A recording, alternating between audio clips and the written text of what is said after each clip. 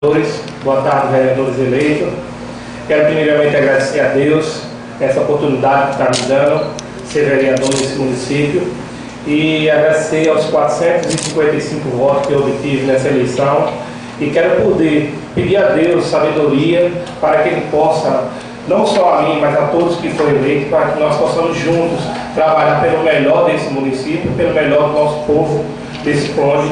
Nós peço também a vocês que nós possamos se unir, vamos se unir para a gente trabalhar unidos, porque se for, como o nosso presidente falou, for fazer uma Câmara com união, a gente pode alcançar benefícios melhores para o nosso povo, tanto para o nosso município.